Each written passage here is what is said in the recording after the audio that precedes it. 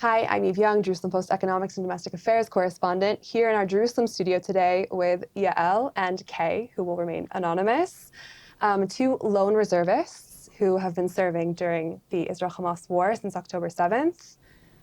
Thank you guys so much for being here with us today. Let's get started at the beginning. Tell us, how did you end up as lone soldiers? Yael, let's start with you. Wow. That's going back like 5 years for me. But I always wanted to come back to Israel. I was born here, but grew up in America. And I always wanted to come back, serve my country, really like protect the citizens, protect my people, Moledet, like my homeland, really come back to my roots. And like, I always knew that I wanted to do that. So I came here with the goal of just drafting and making Aliyah and wanting to be a part of Israel, part of my country, and I succeeded, and I'm here. And yeah, it was really meaningful for me. It still is really meaningful for me, like to be a part of this amazing country, amazing people, and being able to actually do something physical, like to protect the citizens, and it's really meaningful to me. Tell us kind of broadly what you did in your regular service and what you do now in reserves. So in my regular service, I served as a combat search and rescue soldier in a unit called Palchat, and or combat search and rescue, and we were basically protecting the civilians in the West Bank region, and we did like a lot of different activities to protect the citizens from harmful people. Every day we would do different things to, it's hard for me to say it not in Hebrew, but to protect them, like with doing arrests or anything, making sure that they were safe on a day-to-day basis. And now in reserves, I basically do the same thing, just in different places. Yeah, well, also being a student, though. All right, Kay, tell us how you ended up as a lone soldier and what you did in your regular service and what you do in reserves. All right. I came to Israel in 2018. I wasn't 100% sure about the army, but it was always something that was on my mind. After I finished my seminary, I uh, made Aliyah, and then I lived in Yerushalayim, worked. I still wasn't sure if I was going to be doing service, what service that would be. And then Corona hit, and we were all trapped inside.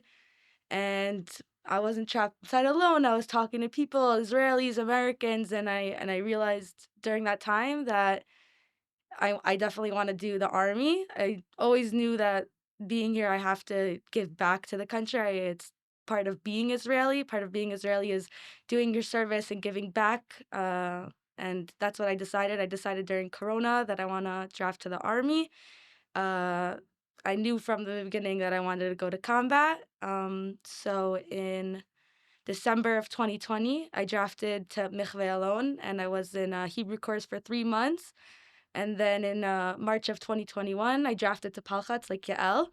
And during my service, like Yael, we were most of the time deployed all over the West Bank, protecting the citizens of the West Bank, activities, missions, almost every single day and night.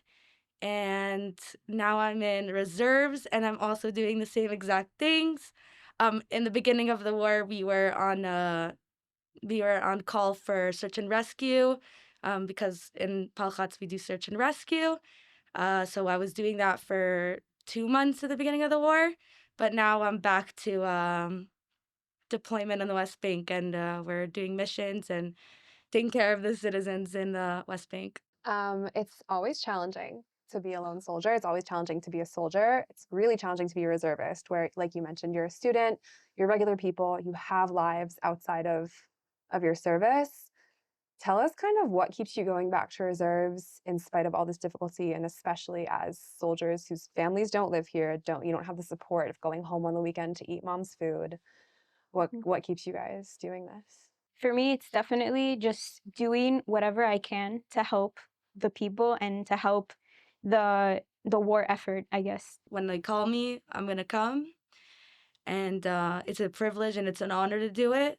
Although it's really hard and really challenging, and I have things in my life that I'm missing, and it takes a lot of time in your day-to-day life and just making things up. But that's what I'm here for, and whenever I'm needed, I'll come. Tell me kind of where you were on October 7th. Where did the start of this war find you, and how did you end up back in reserves? Yeah, Okay. go ahead. So I had recently just finished coming. I just came back from my honeymoon from Thailand. And your husband's also a reservist, My husband is right? also a reservist, yes. So he Awesome. went the next day. So my husband, the day after I went to Miluim, he went to Miluim and he was drafted to Gaza. I didn't get to hear from him for a really long time, but just like me, the way that I believe about myself, that's what I'm here to do, and they call I'm here. I feel the same way about my husband. I feel proud that my husband fought in Gaza. So I was actually in America. I was visiting family, and like right away, I tried to come back to America. It took a few days because my mom was trying to get me to stay. She didn't want me to go, of course. I was able to come back, and as soon as I got back, like literally the next day, I went back. I went to Miluim. I went to reserves. I remember the flight so vividly because first of all, they upgraded everyone that was going to Miluim, and but the thing is that like you don't enjoy it because you know you're coming back to a country that's literally war torn and like and on the one hand like weeping for what happened, but on the other hand like trying their hardest to get back the hostages and get back the sense of security that we had, which is completely shattered now. Let's dive into the challenges a little bit more. I think that people are kind of very aware of the challenges lone soldiers face these days, or at least much more aware than they were. And the war has brought on this whole new genre of challenges for lone reservists. So, kind of tell me, like, what are the big things that are more challenging to you than they are to your friends in reserves whose families are here? The biggest challenge is that your family isn't here, like when my husband was in Gaza, like all I wanted was my mom to be with me, eat her food, have a hug from her. Like when I'm in Miluim now, when I come home for the weekend, I have my husband, but when he's in Miluim and then I'm in, like, we're usually in Miluim at the same time, like when I come home for the weekend, like it's just me, and that's like the biggest challenge. It's really hard. It's really hard. Even when I was in my regular mandatory service, like coming home on the weekends, it's just sad. Like, I mean, you have your friends, and your friends are your chosen family, which that's important. And that really gets you through. But you don't have your mom. You don't have a hug from your mom. You don't have your mom's comfort food or anything, especially during holidays. Like, it's really sad. Like, everyone will invite you to their house, and it's really nice. It's really like enjoyable. It makes the holidays a lot easier to go through, but you want your mom. But there's also the thing with being a kind of like a foreign citizen. Like I didn't know Hebrew when I came here, and I had to learn everything in the army also at Michve Alon. And it's just hard to live in a different country in a different language that you didn't know at the beginning, and to have to learn all these things that you know in your home country, and yet here it's totally new, and yet everyone else knows it, but you have to learn it from scratch. Like it just adds another layer of difficulty, but it's worth it in the end.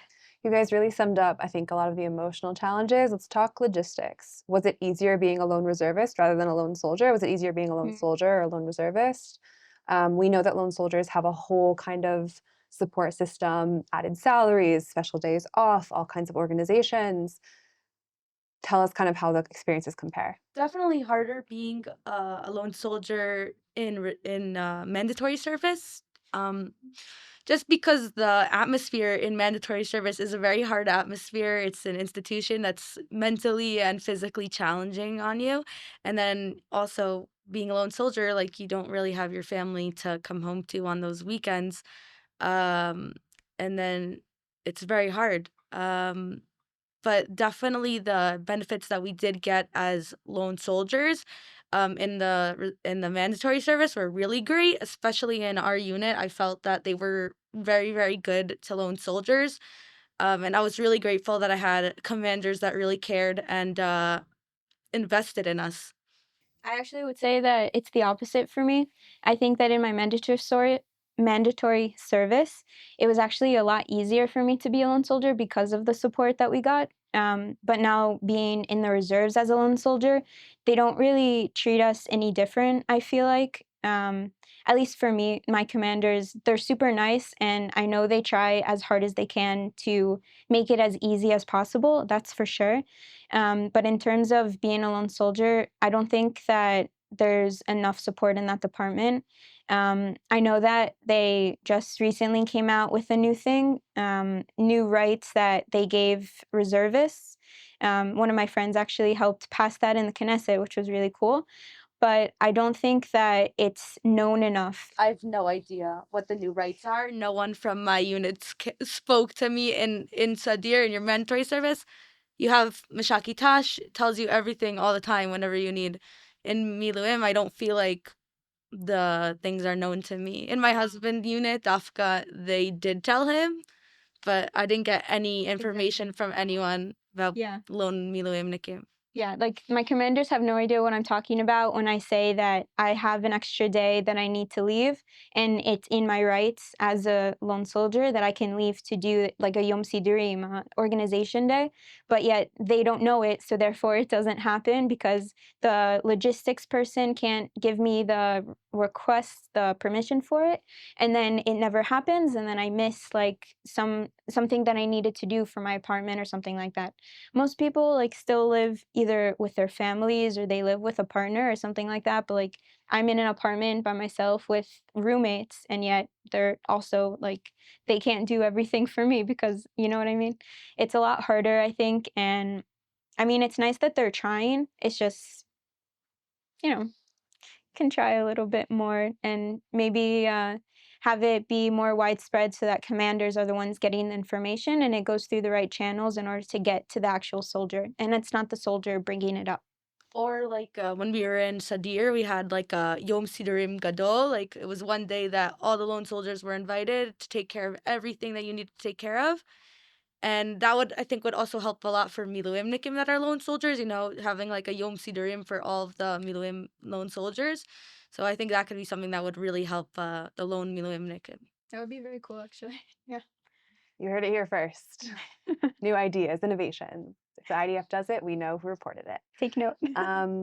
So you both have I think you both expressed this like really intense feeling of togetherness and obligation and duty to the country from the beginning. We're a year and a half in. How are you feeling with that now? Where does it find you now after dozens and dozens of days of reserves, like over 100, Over over 150. 150? Yeah. Are you still feeling the same like intense duty? Are you tired? Is it both? What's going on? Like I said, whenever they're gonna call me, I'm gonna come. It's definitely not the same momentum that I had on the 7th of October, but it's still a privilege, even though it's really long and it's a lot of time, it's a lot of energy, missing school, missing everything really. It's intense, but that's what I'm here to do until I can't. and Yeah. I'm happy to do it, but I'm really happy to serve the country if they need me to. Exactly. If they need me to. Like, I'm here because I want to serve my country. I'm always here when they call, just like you said. But hopefully the war will end soon because the whole point is to bring the hostages back. And until that happens, like, we're going to keep serving, we're going to keep doing our job, we're going to keep doing our service and our responsibility to this country and to its people. And that includes the hostages in Gaza.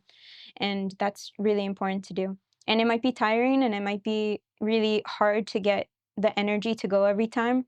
Especially my friends that are going to even more dangerous places. It's hard. It's hard also for the people that are not left behind, but the people that are waiting, like for you to come back.